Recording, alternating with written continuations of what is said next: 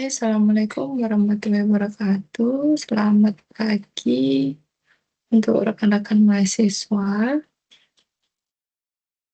Kita ketemu perdana ya secara tatap muka di web 2 ini di mata kuliah analisis visualisasi data. Ini kelas 374. Nah, sebelum kita masuk ke materi, ya, saya mau mengingatkan lagi mengenai jadwal kuliah kita ya. Sebentar. Nah, kalau dari kalender aktivitas itu kita ada 15 sesi, 15 aktivitas belajar ya. Tapi kita tempuh selama 8 sesi atau 8 minggu. Nah, kita udah menjalankan sampai untuk yang minggu ini aktivitas 1 sampai 7. Nah, terkait yang minggu lalu, ada tugas yang harus dikumpulkan dalam minggu ini. Batas akhir waktunya hari Minggu. Nah, ini saya lihat ada beberapa yang masih belum mengumpulkan. Ya, kok data terakhir kemarin malam saya lihat ada 8 orang yang mengumpulkan dari 20 mahasiswa. Saya harap jangan mepet waktu, khawatirnya kadang kita nggak bisa tahu ya sistem itu seperti apa, entah jaringannya atau servernya lagi down, karena mungkin di mata kuliah yang sama, tapi di kelas lain juga ada proses pengumpulan mahasiswa-mahasiswa yang lainnya. Jadi tolong dihindari untuk mepet waktu.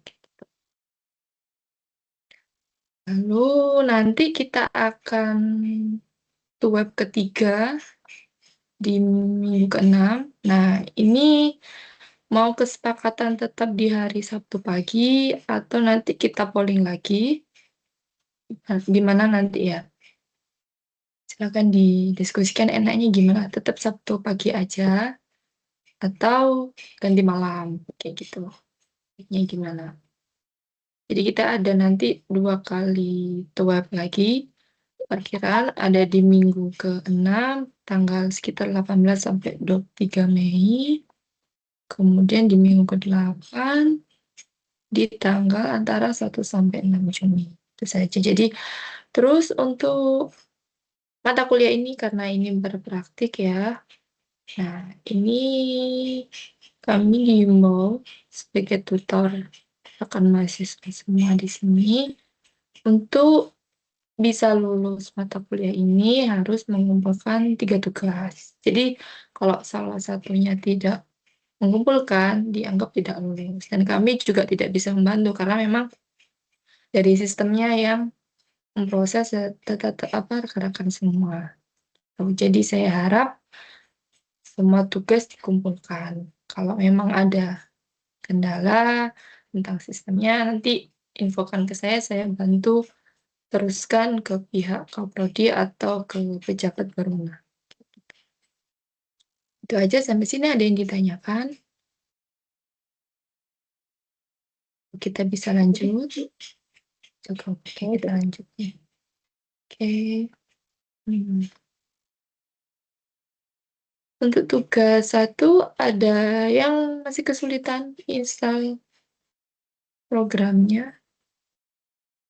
Saya baru upload tugasnya semalam sih Bu untuk instalasinya aman. Oh ya belum ya. Nanti mungkin hari ini ya nanti saya cek.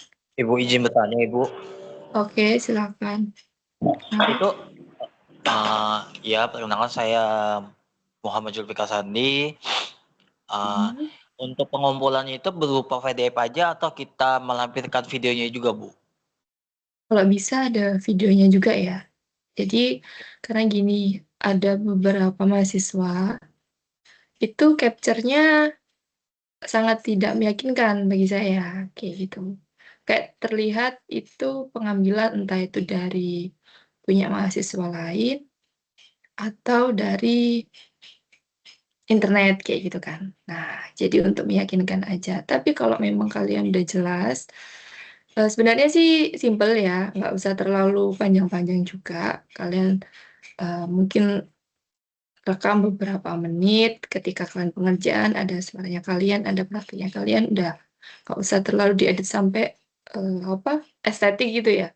Nggak perlu. Karena kita kan juga sebagai dosen untuk melihat rekan-rekan mahasiswa itu sudah sampai sejauh mana bisa mengoperasikan apa program R ini gitu. Kalau memang ada kesulitan, nah itu bisa kami bantu gitu. Jadi jangan sampai ini kan tugas ya. Ini rekan-rekan mahasiswa kan semuanya masih belajar. Jadi jangan saya harap kalaupun salah dalam pengerjaannya kalau ketika mengerjakan tugas, ini kan di kampus ini masih ada koreksi ya. Beda mungkin ya di kampus lain kayak gitu. Jadi sekali udah mengumpulkan ya sudah. Nah, karena kalau di sini tuh ada tenggat waktu, jadi masih ada revisi kayak gitu kan sebelum hasil nilai final. Nah, namun perlu diperhatikan, saya harap originalitas dari pengerjaan rekan-rekan semua nah, itu yang diharapkan. Kalau saya ya, saya pribadi seperti itu. Jadi daripada kalian mengambil tugas orang lain atau sampai plagiasi gitu kan ya, mending kalian praktekkan sendiri. Kalau nggak bisa, di mana yang nggak bisanya itu kita cari solusinya bersama-sama. Itu sih saya. Jadi kalau memang memungkinkan untuk membuat video, dibuat aja. Nggak usah terlalu proper banget gitu ya. Seenggaknya kelihatan dari wajah kalian, terus kalian lagi sekalian ngetik skripnya, gitu. Oke. Terus habis itu link dari video itu kalian lampirkan di PDF-nya. Jadi di PDF itu hasil jawaban dari soalnya 1, 2, 3. Jadi kan itu satu kan ada ABC, nah itu kalian jelaskan. Nah, jadi nggak hanya dikirimkan skrip aja. Nah, komputernya nanti memang diperiksa oleh Kaprodi ini jawaban tugasnya kok cuma skrip aja, ya kan bingung ya kayak gitu. Ini gimana? Nah, nanti dikira tidak sesuai dengan rubrik penilaian. Karena memang harus disesuaikan ya. Kalau memang perintahnya disuruh PDF, tapi saya harap kalau memang ada link videonya boleh kayak gitu ya. Karena memang beberapa mahasiswa sudah ada yang kirimkan videonya. Itu linknya gitu maksudnya. Gitu sih, Mas. Ini siapa ya? Mas Zulfikar, Mas Andi. Ada lagi yang Ya, lain? terima kasih Bu atas penjelasannya. Ada lagi yang lain? Ini yang baru gabung siapa ini? Kak Rania. Rania Junior Rahma. Oke, ada lagi yang tugas, mengenai tugas. Susah nggak tugasnya? Atau terlalu gampang ya? Oh ya, saya mau tanya. Ini kayaknya di kelas ini yang lebih banyak itu ya. Kalau nggak salah sih ya, saya lihat itu koreksi beberapa. Mengenai tugasnya, itu banyak yang diketik manual. Manual itu maksudnya datanya, data inputannya. Padahal di soalnya kan juga dilampirkan file Excel ya. Gitu. Nah, itu sih sebenarnya daripada kalian mengetik manual, datanya masih nggak sebegitu banyak ya. 50 kali 2 kali 3 kolom ya. 50 kali 2 ya. Mungkin kan 100-an data. Itu kalian input masih oke lah ya. Nah, itu tuh bayangkan kalau itu datanya udah 100, udah 500. Nah, ketik manual kan nggak mungkin kan. Nah, kebanyakan. Jadi bisa dipakai script read Excel aja. Makanya saya bingung. Ini kemungkinan eh, yang salah ketika hasil akhirnya salah adalah ketika salah input. Karena kan kalau dari Excel di inputnya ke R kan harus kasih tanda koma. Itu sih. Kalau saran dari saya, daripada kalian terlalu panjang skripnya, bisa dipakai skrip read XL-nya aja atau read CSV, sesuai data file-nya. Atau import data pun bisa. Tuh. Itu aja. Ada lagi yang lain mengenai tugas, jadwal, atau materi 1 sampai 5. Nggak ada, kita lanjut aja ya materinya. Oke, ini terlihat ya. Oke, untuk PPT-nya, kita masuk ke transformasi data. Mungkin di AB5 ada sekilas sudah dijelaskan. Kalau transformasi data itu apa sih ya? Dia mengelola data mentah. Ya, data mentah ini ya. Nah, jadi ada beberapa bentuk transformasi nanti. Nah, dari data mentah diolah menghasilkan suatu interpretasi baru yang kita bisa ambil informasinya. Nah, sedangkan untuk bentuk transformasi data itu ada beberapa. Nah, kalau yang dicontoh di sini ada dikategorikan pakai scaling atau numerik. Kemudian ada encoding atau dikategorikan, ada binding atau pengelompokan, kemudian ada agregasi. Nah, ini kenapa sih kok perlu ditransformasi? Nah, seringkali itu datanya tidak siap dianalisis. Nah, contohnya mungkin ketika pengguna untuk input ada satu form atau sel isian ya, itu yang tidak terinput sempurna atau kosong, padahal itu merupakan informasi penting. Nah, mau nggak mau, ketika data mentah itu akan diproses, kita harus menambal. Dan menambalnya pun nggak ngasal kita kasih random nilai, enggak. Tapi kita harus membuat nilai baru dengan contohnya mungkin pakai min dari data yang sudah ada. Nah, transformasi itu membantu membuat pola lebih jelas, ya kan? Membandingkan fitus secara adil dan mengurangi dari biasnya.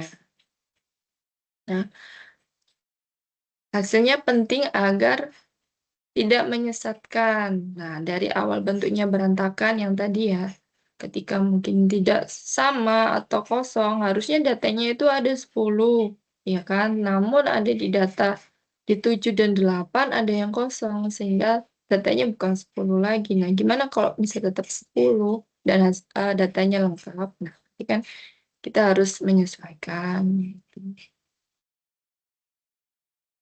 Definisinya adalah mengubah bentuk data agar lebih sesuai untuk analisis, pemodelan, dan visualisasinya.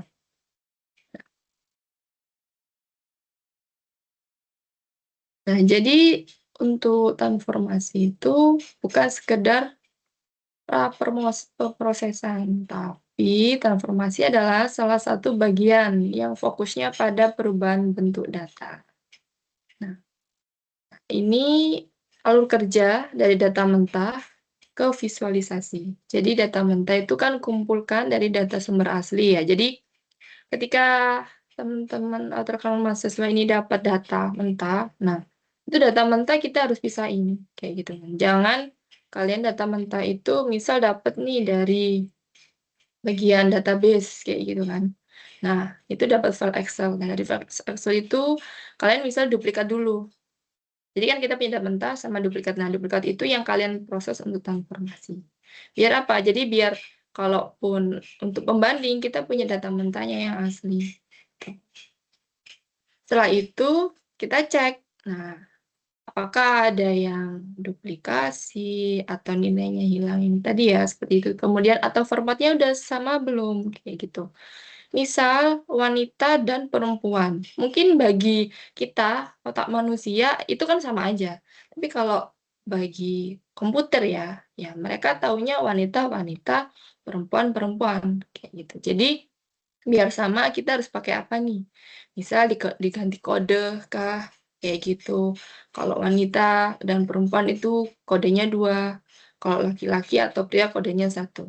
Nah, seperti itu ya. Jadi biar menyamakan dengan kolom sejenisnya, data sejenisnya. Lalu setelah itu kita lakukan transformasi. Nah, ini termasuk transformasi apa data ini kira-kira? Dia nanti condong ke kanan apa ke kiri datanya. Setelah itu baru divisualisasi. Nah, tampilkan data yang sudah siap dan bisa dibandingkan. Bandingnya ya dari mana? Dari data mentah tadi dengan data transformasinya. Sama. Oke, ini contoh scalingnya. Ini yang dikerjakan kemarin ya, pakai X-Men, kemudian pakai standar deviasi. Ini contoh dari sebelum dan sesudah. Ini pembandingnya metode penskalan Nmax-nya cocok ketika urutan batas 0 sampai 1. Nah, yang mendekati distribusi normal. Gitu. Jadi nilai A tidak dibatasi. Kapan dipilih? Ketika, banyak. Jadi untuk interpretasi rentang, standarisasi untuk perbandingan statistik. Ini contohnya log transform axis ya. Skip aja, langsung masuk ke sini saja. Oke. Ini normalisasi standarisasi yang tadi ya. Nah, ini langsung masuk ke studi kasusnya aja. Jadi sekalian dari apa sih ini yang transformasi ini? Nah, ini contohnya ya.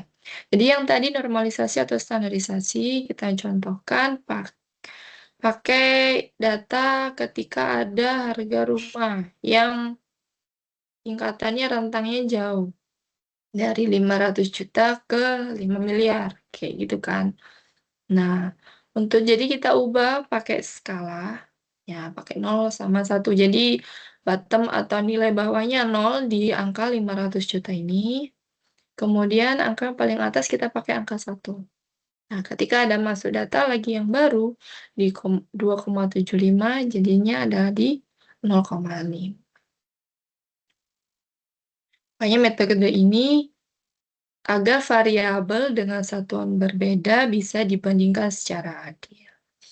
Lalu untuk contoh yang lain ada untuk standarisasi ada di z-score-nya.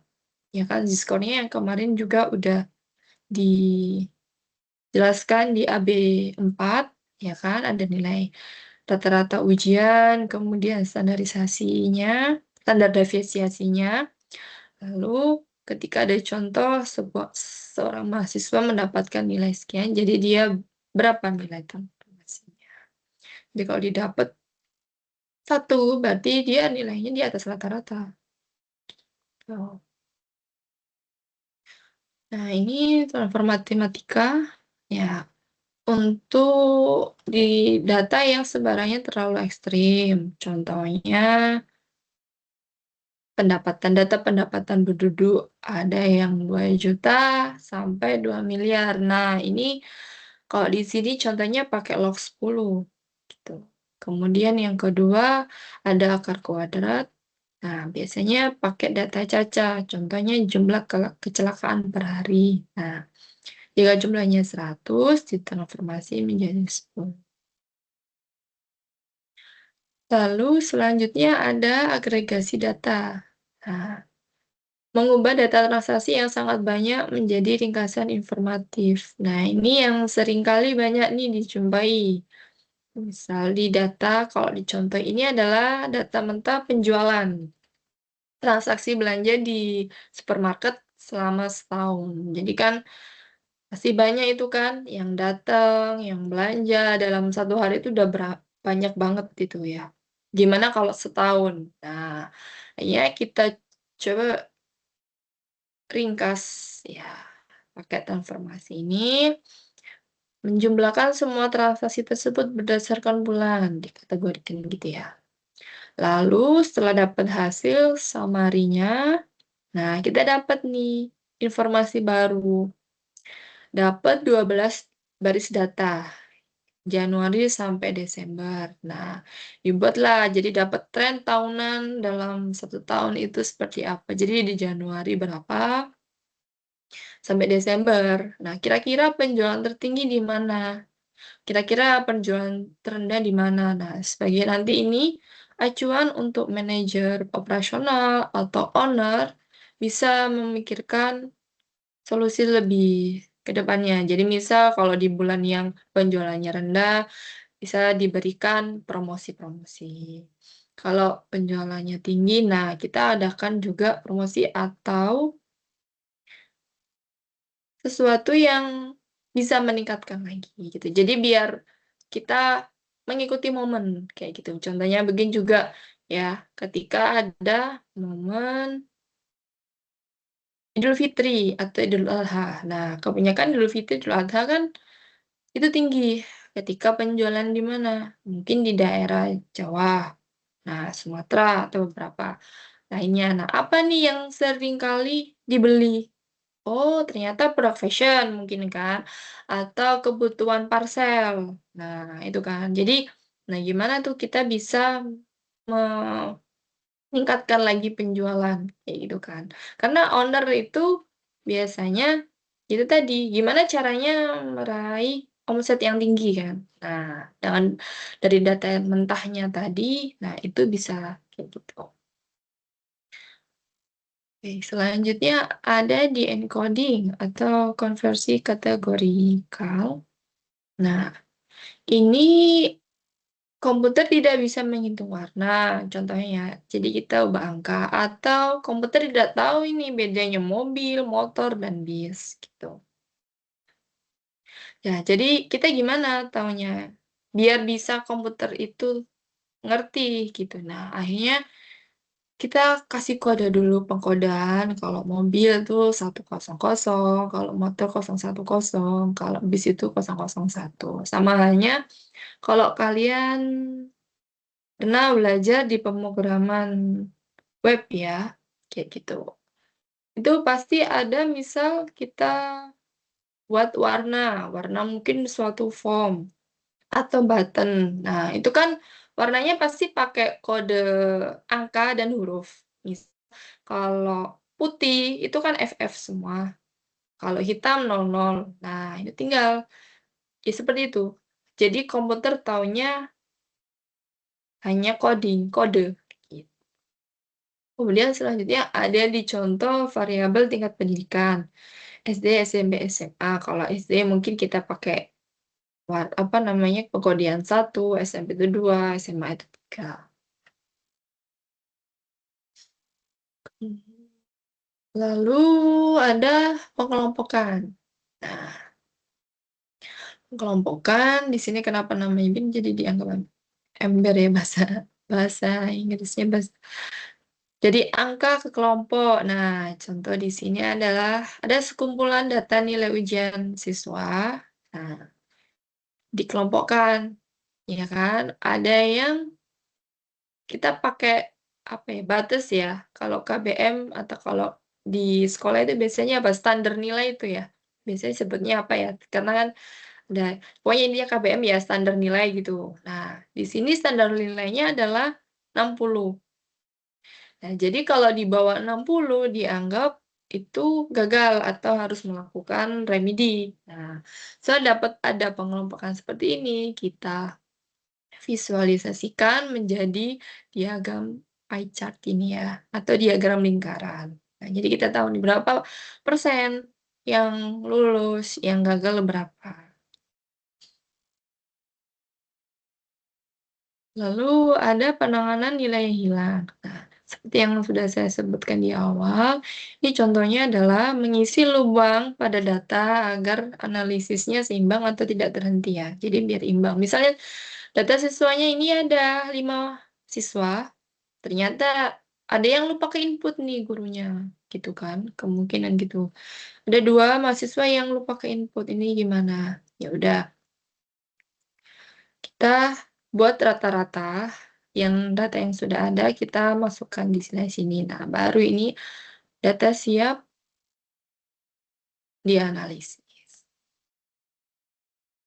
Lalu selanjutnya ada pivoting. Nah, pivoting itu data mentah yang formatnya terlalu panjang atau bertumpuk berulang-ulang, misalnya kayak gini ya.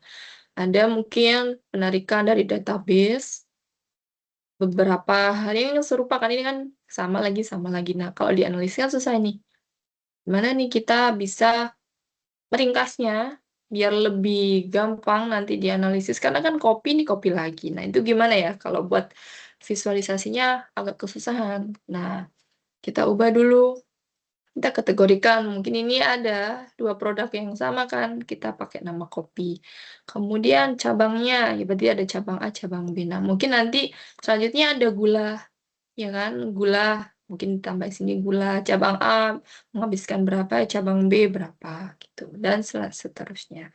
Nah, tujuannya apa? Data agar rapi, ringkas, dan mudah dibaca, baru itu siap untuk dianalisis lebih lanjut. Kemudian ada fitur derivation atau penurunan fitur, ya. Jadi menciptakan informasi yang baru dari data yang sudah ada. Contohnya adalah data fingerprint atau check log gitu ya. Nah, input waktu kantor masuk biasanya di jam 8 pagi, pulang jam 5 sore atau jam 4 ya, atau di sini kita pakai jam 5.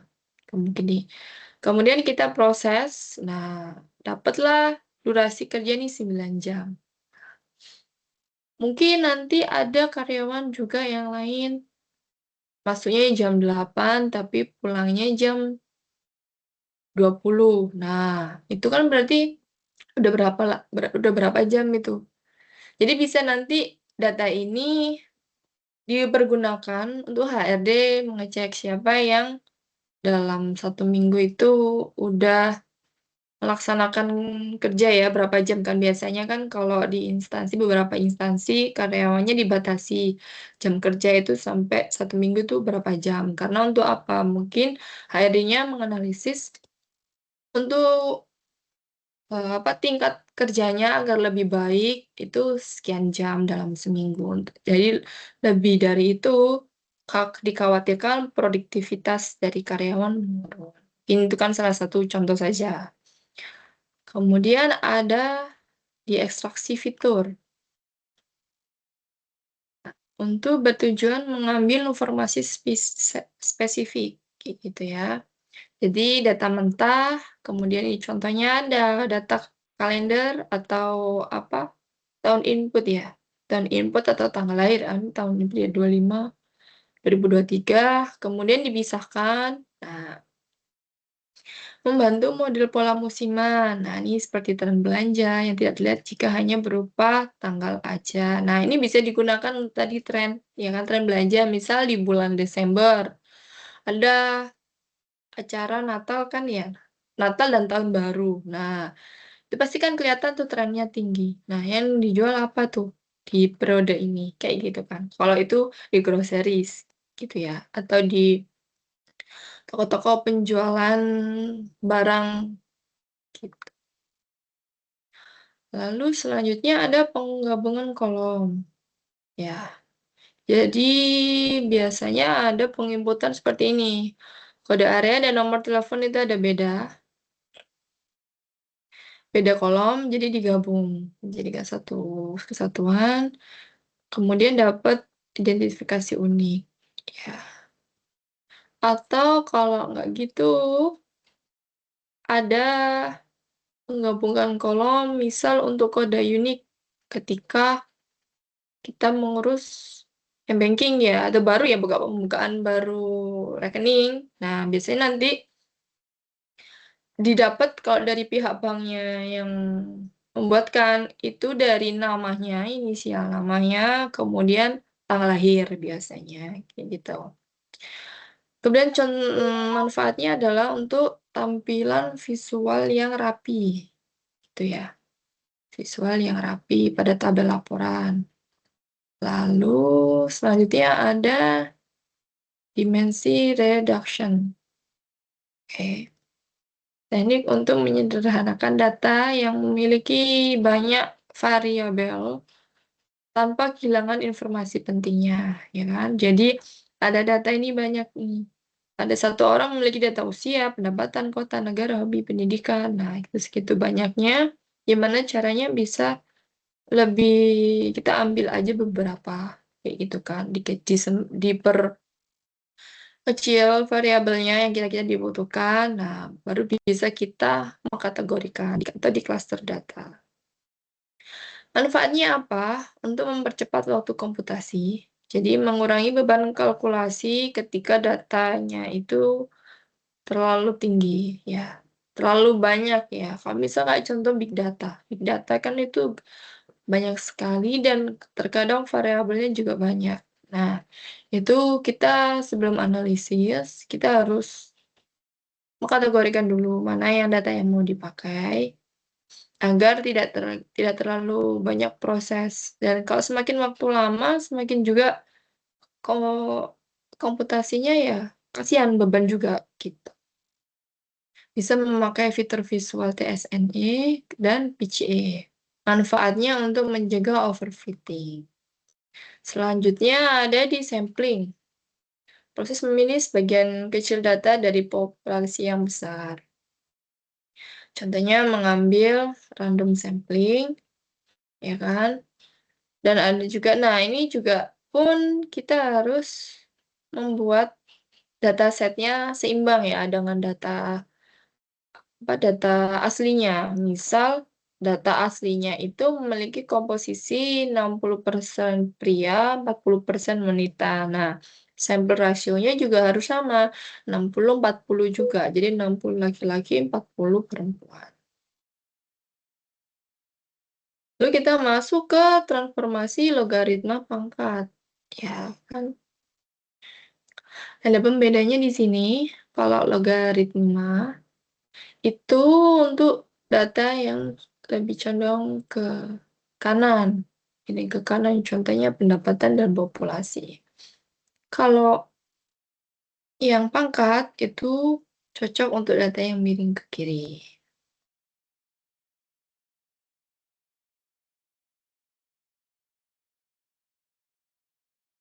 Ini bentuk-bentuknya ya, kayak gitu.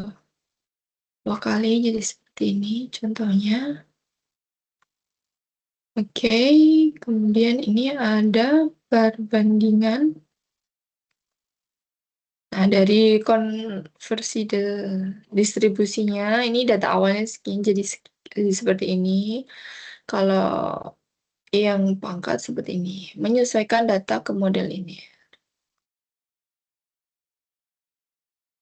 Nah, ini pembandingnya, kalau untuk transformasi log, ya kan, itu Y, log X-nya.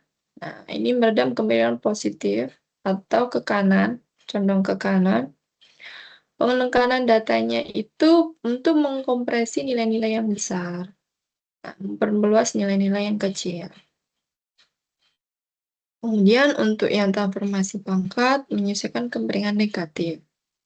Nah, nilainya menekan, nah ini kan ada syarat masing-masing ya, kayak gitu. Jadi nggak bisa asal. Nah ini contohnya ya, jadi transformasinya jadi sekian di sini. Ini yang logaritma mengurangi skewness atau kemiringan dari distribusi data, membuatnya lebih mendekati distribusi normal. Kemudian untuk menstabilkan variasi, ya kan, meningkat seiring dengan peningkatan rata-rata dapat distabilkan dengan transformasi logaritma. Nah, memperkecil rentang data, ya kan, lebih mudah dan model lebih stabil. Nah, kalau 10 ke 1 juta kan terlalu rentangnya jauh. Nah, ini kita bisa pakai logaritma. Kemudian tadi juga memperbaiki hubungan linear. Dapat memperbaiki hubungan antar variabel independen dan dependen. Nah, ini ada contoh jenis-jenis ya. Jenis-jenis transformasi logaritma. Ada logaritma natural atau LN-nya. Kemudian itu untuk kasusnya ada di pertumbuhan populasi eksponensial seperti laju pertumbuhan bakteri. Kemudian yang kedua ada logaritma basis 10. Nah, ini contohnya seperti kasus gempa. Kan ada pakai skala Richter. Kemudian yang ketiga ada logaritma basis 2. Nah, ini yang perlu diperhatikan kalau nilainya 0 dan negatif dalam transformasi logaritma. Jika didapati nilai 0 dan negatif, perlu dilakukan penyesuaian seperti menambahkan konstan positif sebelum transformasi. Seperti itu. Kemudian, nah ini kan kalau kayak gini kan nggak bisa tuh. Misalkan tadi kan penduduk ya, penduduk kan nggak mungkin minus sih kan ya. Mungkin ada salah data tuh seperti apa. Nah itu gimana kita sesuaikan dulu. Sebelum ditransformasi. Lalu ada interpretasi hasil. Nah, hasil analisis model dapat berubah. Nah, perubahan ini satu-satunya tidak mungkin langsung intuitif dibandingkan dengan skala yang asli. Selanjutnya ada di transformasi pangkat. Itu tujuannya mengurangi squeeze, menstabilkan variasinya juga, sama mirip ya. Karena kan tujuannya sama, cuman beda di caranya. Ada kuadrat, ada akar kuadrat, ada pangkat 3, ada akar pangkat 3. Nah, ini beberapa contohnya. Kita pangkat 2, nah jadinya seperti ini, akar kuadrat 2 seperti ini, yang ketiga akar pangkat 3 seperti ini.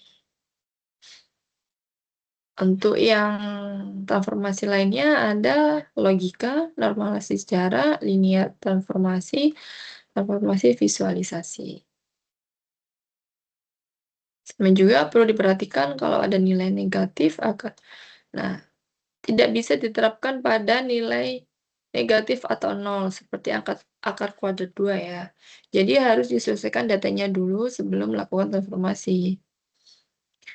Nah, kemudian dicek dulu interpretasi hasilnya, analisis itu seperti apa. Apakah bisa jadi ada yang tidak sama atau terlalu jauh hasilnya. Setelah itu, bandingkan dari data awal yang diperoleh, ya visualisasinya, interpretasinya, dengan data yang sudah ditransformasi. Nah, ini contohnya kita pakai data awalnya di regresi sederhana, ya kan? Nyebar ini tidak bisa, ini agak kesusahan, kita nggak tahu nih polanya apa, karena nggak bisa ditarik. Ya, ini condong kemana ini ya, trennya, kayak gitu. Nah, kemudian setelah data mentah tadi, kita transformasi. Nah, didapatlah polanya seperti ini visualisasinya. Wah, ini mendekati, bisa nih ditarik pola, kira-kira seperti ini. Nah, tapi tetap kita harus pakai R-square-nya masing-masing, ya kan? Dengan catatan, kan kalau ini kan kita nggak bisa tahu nih, ini benar nggak sih? Nah, kita cek dulu R-square-nya. Semakin tinggi nilai R-square-nya atau yang mendekati 1, nah semakin baik pula itu model tersebut dalam variasi datanya. Jadi bisa dijadikan visualisasi, karena variasi datanya banyak. Nah, ini ringkasan ya antara normalisasi dan standarisasi. Oke, ini tadi udah tes divisi. Nah, panduan memilih transformasi yang sesuai dengan data. Nah, kita cek dulu ya dari awal lagi, kita lihat tipe datanya dulu. Nah, ada yang numerik, kategori, campuran, atau seperti apa. Karena kan tiap-tiap data berbeda ya, nggak bisa sama. Apakah angka semua? Kayak gitu. Nah, kalau angka semua pun kan nggak bisa juga. Kita harus buat rentangan ya, kayak contoh tadi harga rumah 500 juta sampai 5 miliar. Kan kita nggak bisa tuh kita masukkan 500. Ini gimana di cara analisisnya? Kira-kira nasabah di kota A kayak gitu ya, di bank ini sering mengambil KPR mungkin kan, atau kurnya atau pinjaman itu kira-kira rentangnya berapa ya, kayak gitu. Nah, kalau terlalu lebar juga susah kan gitu kan, susah untuk menganalisisnya. Jadi kita harus kategorikan, dianalisis dulu ya dalam datanya ini gimana. Kemudian dicek, setelah itu dilihat distribusinya, kita bisa pakai regresi sederhana dulu. Datanya miring nggak, atau ekstrim, atau tidak seimbang, kita harus cek dulu. Lalu selanjutnya lihat tujuan. Untuk model, pilih transformasi yang mendukung asumsi algoritma. Untuk grafik, pilih yang memperjelas pola. Lihat interpretasi, pilih metode yang tetap mudah dijelaskan kepada audiens atau tim. Jadi, tetap ya hasil akhirnya cari metode atau visualisasi, misalkan pakai pie chart, atau histogram, atau scatter plot, mana yang cocok untuk data ini. Biar tim, atau manajer, atau owner itu bisa tahu. Jadi nggak harus pusing-pusing bacanya ini gimana ya, kayak gitu. Jadi kita sebagai yang penyaji data ya, yang pengelola terus disajikan datanya, kita harus memberi kemudahan agar bisa dilihat interpretasinya hasil dari data yang dipunya itu seperti apa. Nah, oke. Kesimpulannya, data mentah menjadi lebih siap dianalisis dibandingkan dan divisualisasikan. Oke, pilih sesuai tujuan. Pilih metode yang mendukung asumsi model atau memperjelas grafik. Kemudian tetap perhatikan distribusi dan skalanya. Periksa datanya miring, bentengnya apa lebar, atau bias ekstrim. Lalu uji dampak interpretasinya. Pastikan pola yang muncul adalah realita atau bukan noise dari transformasi. Yang terakhir, di refinement dan keakuratannya. Hasil akhir dianalisis lebih akurat, polanya harus jadi lebih jelas, interpretasinya lebih mudah dijelaskan. Jadi, kalau transformasi digunakan lebih tepat, membuat analisis lebih akurat dan lebih mudah dijelaskan. Oke, sekian untuk materi hari ini, atau ada yang ditanyakan?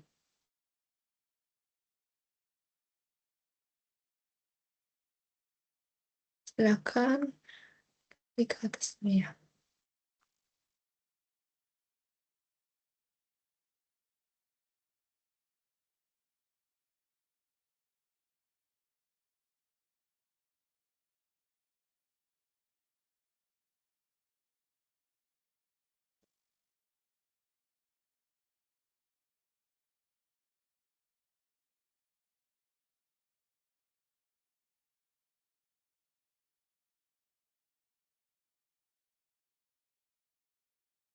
Ada yang ditanyakan nih? Atau sudah jelas semuanya? Atau masih makin bingung ya? Nah, tadi kayaknya.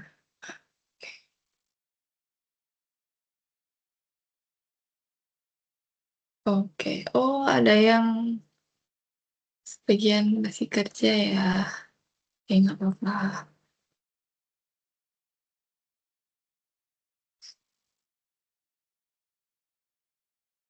Terus,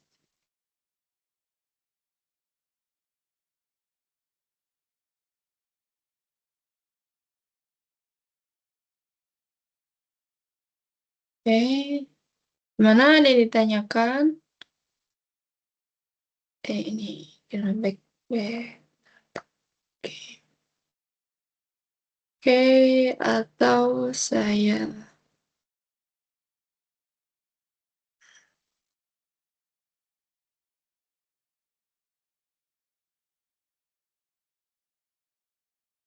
nih. Nah, ini contoh contoh dari perbandingan data ya.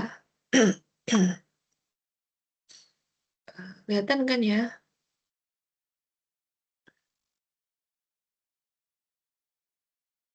Nah, jadi ada data di sini kan kita pakai datanya beberapa ya. beberapa. Kalau memang datanya banyak, nanti tinggal diganti. Ini adalah read Excel-nya, gitu.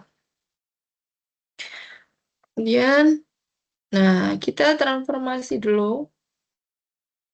Log income-nya pakai log ya. Lalu,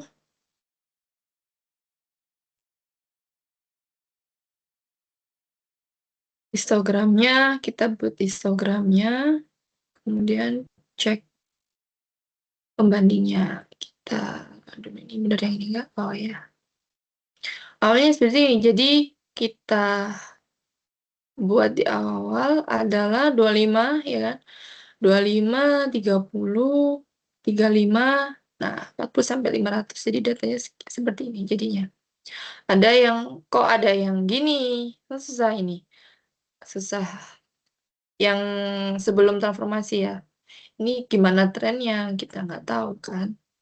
Nah, kita coba pakai yang log ya, transformasi yang natural. Log income-nya, kemudian hasilnya ini, logaritma pendapatan, dapatnya sekian. Gitu. Jadi ada di frekuensi ada 4, sekitar 4, di rentang waktu, di rentang ya, rentang nilai pendapatannya ini.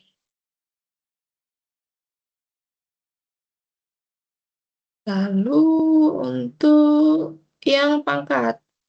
Nah, contoh data ada contoh datanya 1 sampai 10. Nah, kita transformasikan data yang ini ya. Jadikan akar kuadrat 2.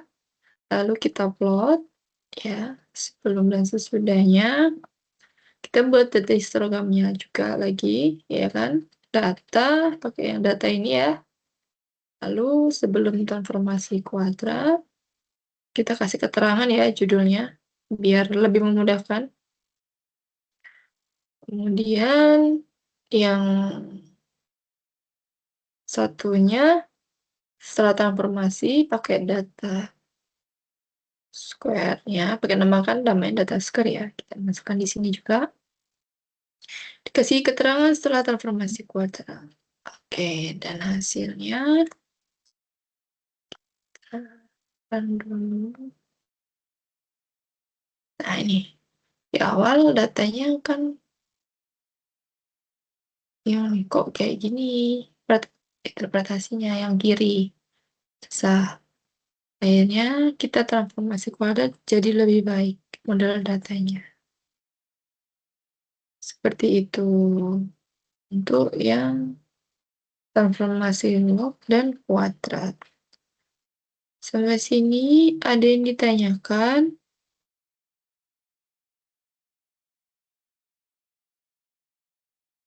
Oke, atau yang baru bergabung ada yang ditanyakan tugas dari tugas mungkin atau AB1 sampai AB6 ya. Silakan. Gitu. Ini ya. Ini semua yang ikut web sudah mengumpulkan tugas semua belum ya?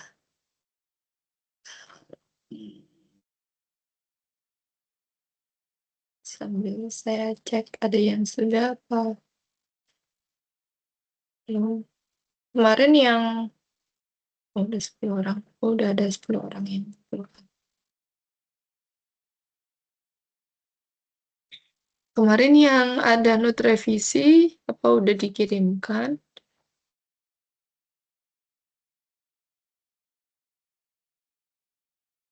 Rania, ada Rania ya? Rania? Ini tadi mana ya? Rania, saya cek tugasnya belum masuk. Bisa minta tolong nanti segera ya, jangan mepet waktu.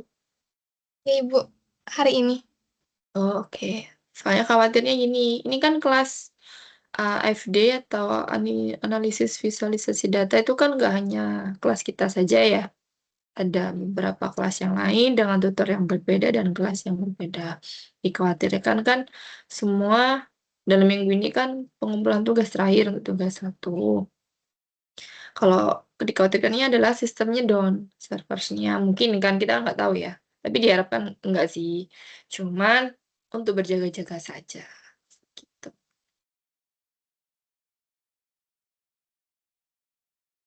Ada yang ditanyakan mungkin? Atau masih kebingungan soal tugas? Terus saya ingatkan kembali ya, untuk apa namanya, kuliah gitu ya. Mengenai kuliah ini jadi nggak hanya di kelas saya saja.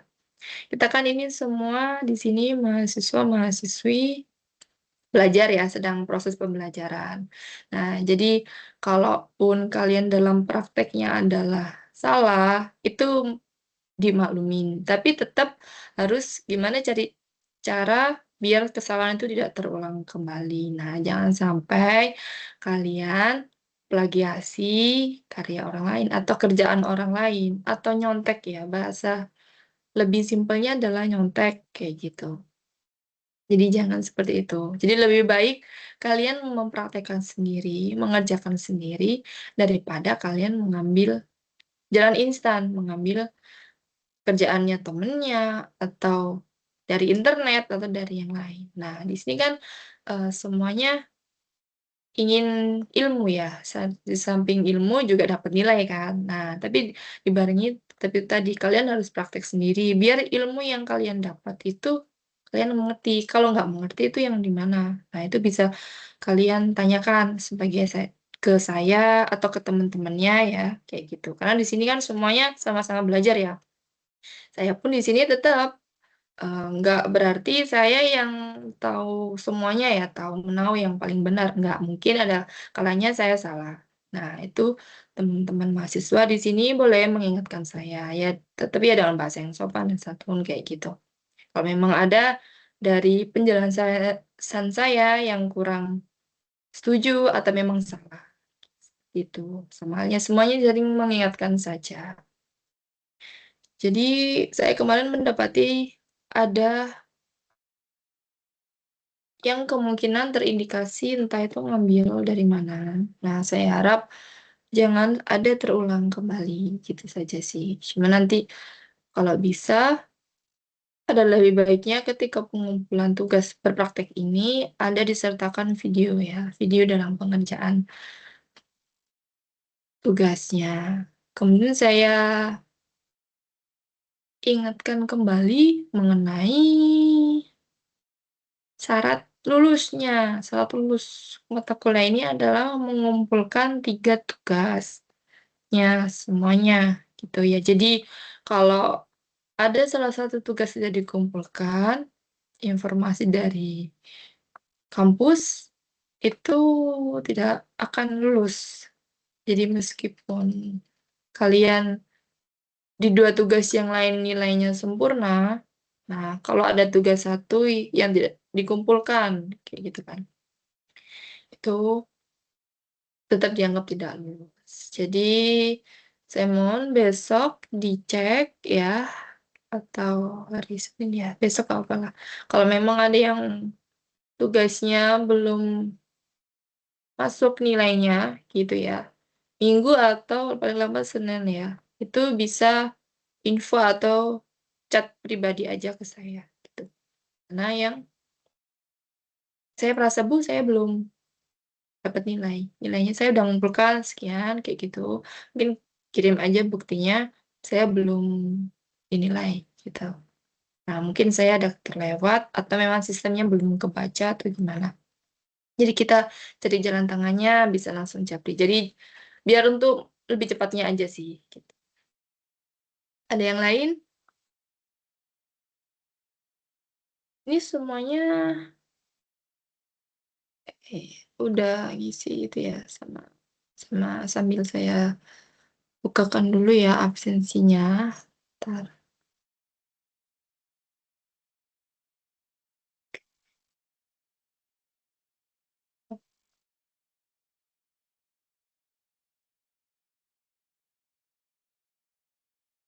Ada kesusahan nggak? Semuanya sudah bisa install R kan ya? Atau ada yang belum bisa? Ini absen, absen, absen.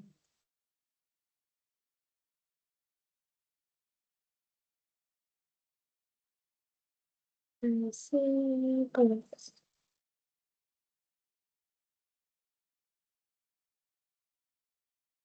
itu silakan bisa absensi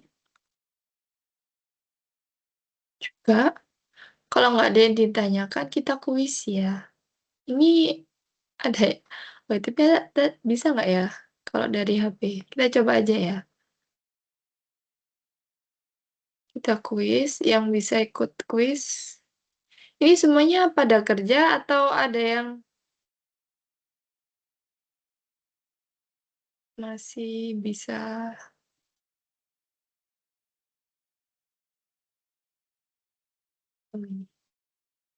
Oke.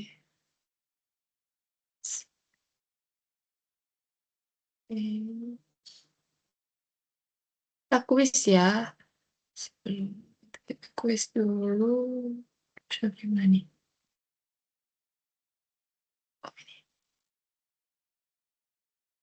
Oke. Start. Nah, silakan ikut kuisnya dulu. Nah, ini kita kuis bentar. Nggak banyak kok soalnya. Silakan yang bisa apa join dulu.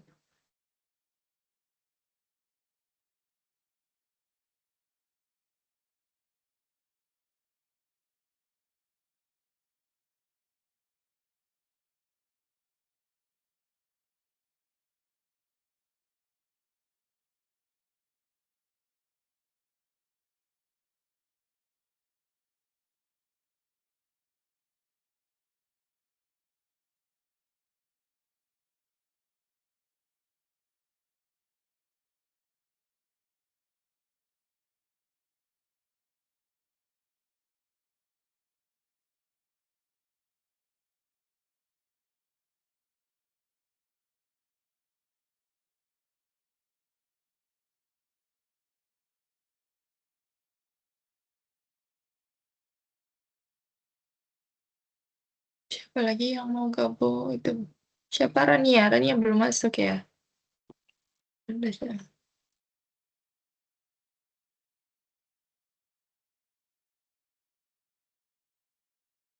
Oke.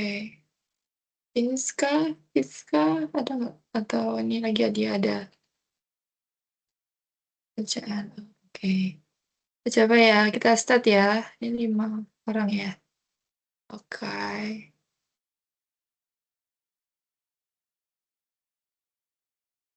Di screen ya, nanti soalnya di screen ya. Nanti lihat di screen juga, terus kalian tombol di HP kalian.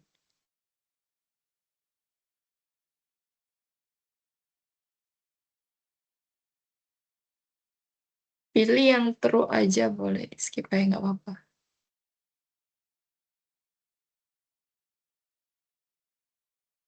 Oke, ini soalnya di screen ya, tapi jawabnya nanti di HP. Nah,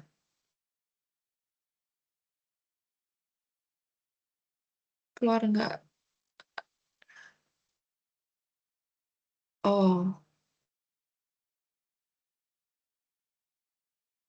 oke. Gimana? Bisa? Bisa nggak kuisnya? Ntar ada yang chat apa tuh?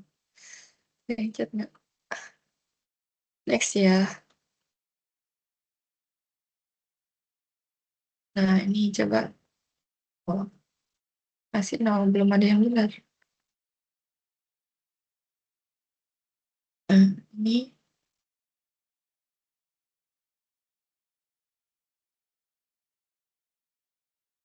data memiliki distribusi yang sangat miring ke kanan. Transformasi matematika apa yang umum digunakan? Terus, loh,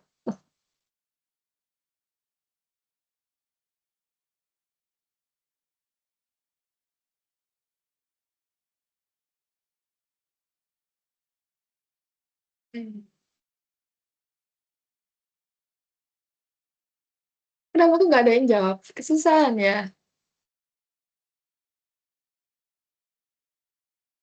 Oke, lanjut aja ya.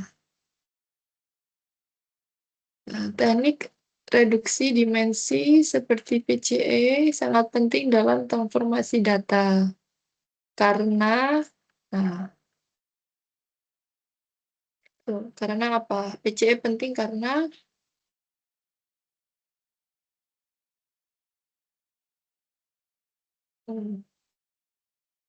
siapa yang benar?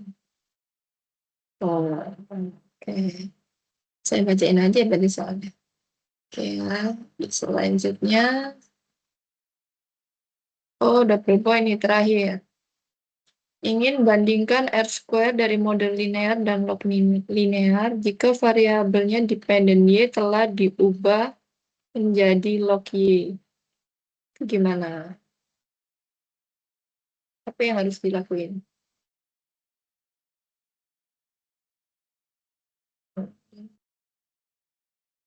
Oke, kita lihat.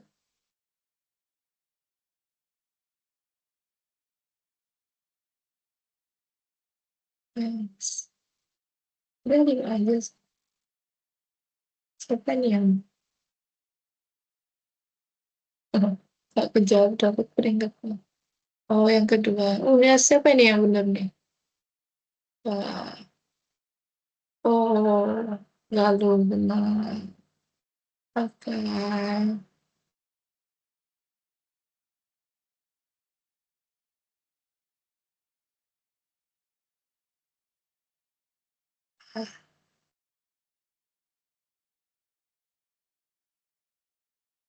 Nah, itu ada lagi yang lain yang ditanyakan mengenai studio, tugas mungkin atau materi juga yang lain. Kemudian di sini sudah bisa semua akses itu ya, apa library atau perpustakaan online-nya UT yang ini. Nah, itu kan ada yang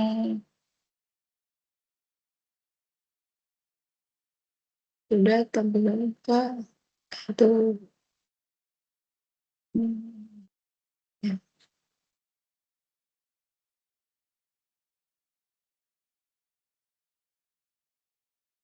Jadi kalian bisa login di sini ya, pustaka UT kayak gitu. Ya, takutnya nggak bisa tuh, nggak bisa login kalau bukunya harus nggak bisa bukunya untuk bagasi. Cuman nanti bisa lihat juga di bukunya ada beberapa step ya, step by stepnya. Nah, nggak bisa tuh. Daripada itu kena mati. Jadi ada step R-nya dari mulai sama tadi kayak seperti yang di RStudio tadi ya. Kan RStudio itu merupakan tadi AB ke-6 ya.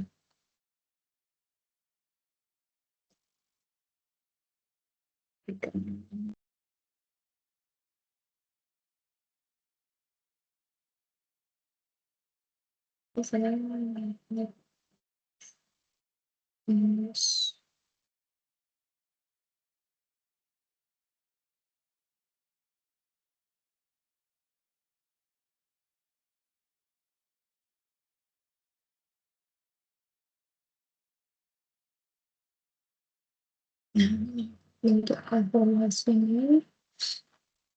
Nah, ini tadi kan contoh slide ini bisa kalian coba praktek sendiri. Tadi kan sudah saya praktekkan aja di datanya ini.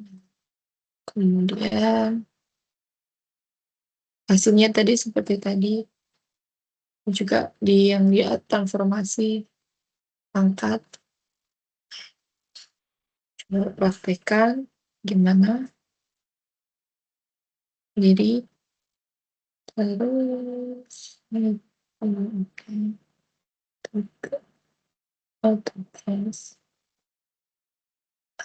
Oke, gitu.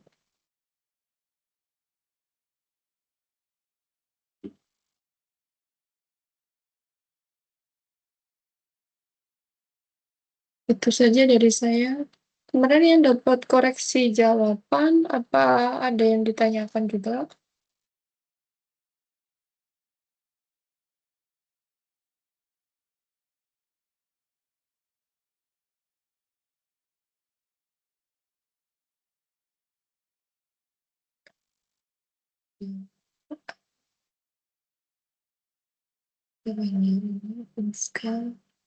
Oke,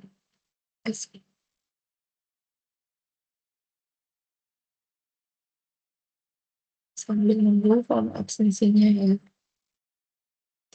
Cek. Sudah pada ngisi belum? Oke, masih 3 orang.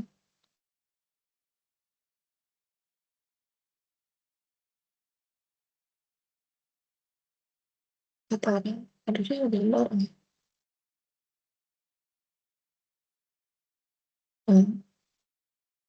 Apa ini? Oh, masih 3 orang.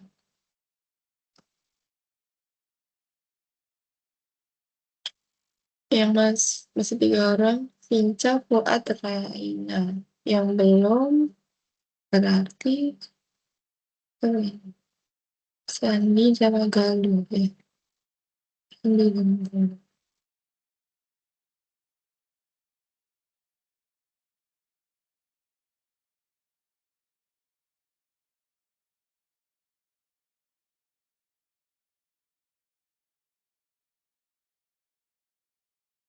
Yang belum absen ditunggu ya. Soalnya setelah kelas absennya saya tutup.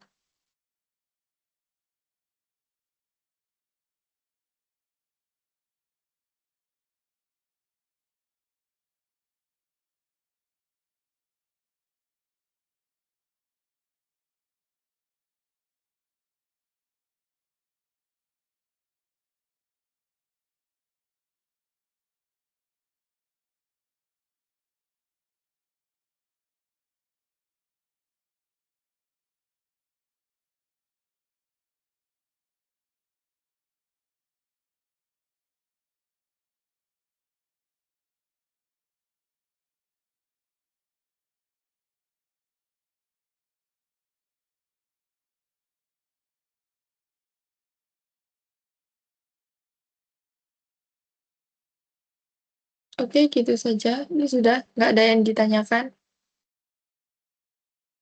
Halo mahasiswanya kemana nih? Ya kan yang belum absen 2 orang nih. Siapa itu? Sandi sama Galuh.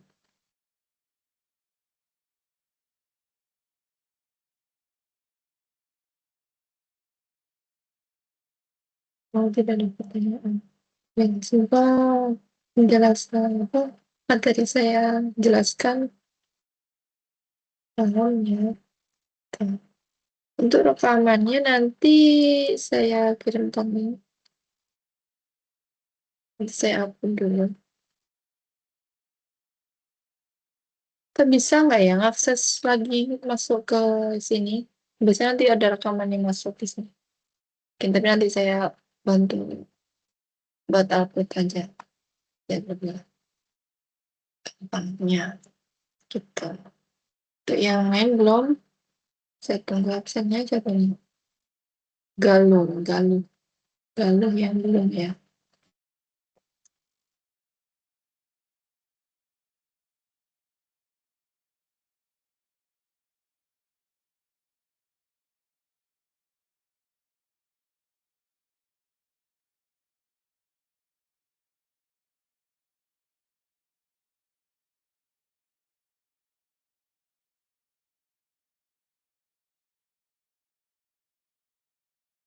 Semester, oh ada ya semester 2. Ada yang 6, ada yang 4, ada yang 5.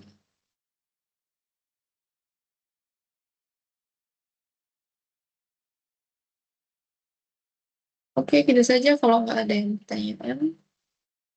Nanti siapa yang ya? Lalu ya, lalu. Tinggal nunggu yang belum absen saja. Nanti saya tunggu hari ini.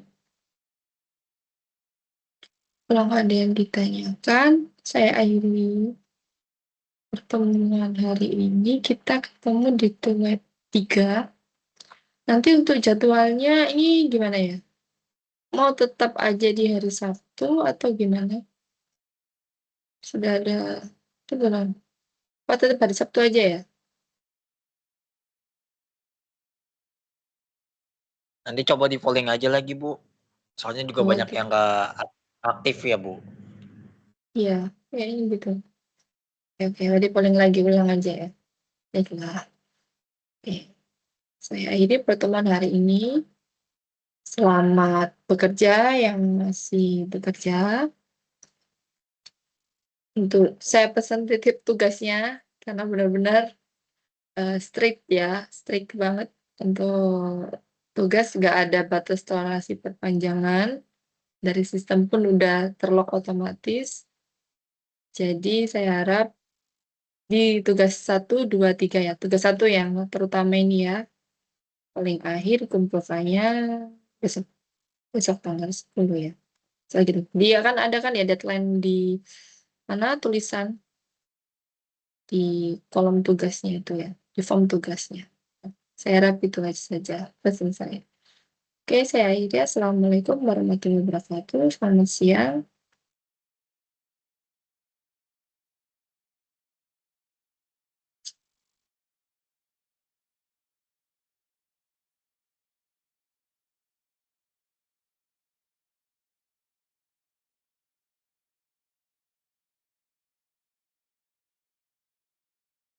Stop.